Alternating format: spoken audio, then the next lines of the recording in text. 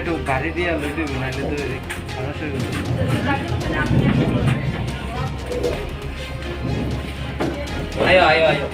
ভাই কিটা হইছে? লাইটটা মোরা একটা বোলেরো গাড়ি আমরা বাড়ি দিয়ে গেছে।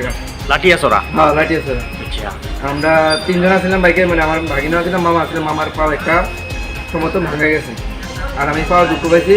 আমার ভাগিনার একটা হাত ভাঙা গেছে, এতটুকু। আর গাড়িটা দাঁড়াইছে না, আমরা ডাক দিচ্ছি। আমরা একদম সাইডে আসছিলাম, গাড়িটা বহুত আমার লগে মানে তারা এদিকে বাজারে লোক বহুত তাড়া করছে, পাইছে না, হেভি স্পিডে গেছে গা।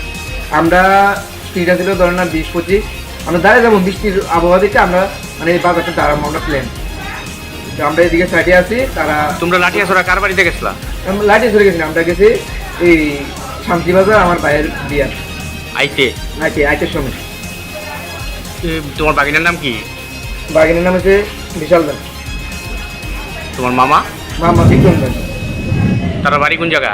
তারা বাড়ি হচ্ছে এই মেলাঘর, এই মায়েরানি।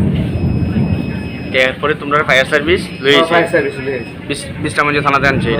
এটা কোন হসপিটাল? এটা বিশ্রামগঞ্জ হসপিটাল। বিক্রম দাস এটা কি রেফার করছে না? রেফার করে দিয়েছে জিবি, ওখানে ওখানে গাড়ি এলে যাবো। বাইকটা ওখানে যে জায়গাতে অ্যাক্সিডেন্ট হয়েছে সেই জায়গাতে আসে লাইটটা মনে।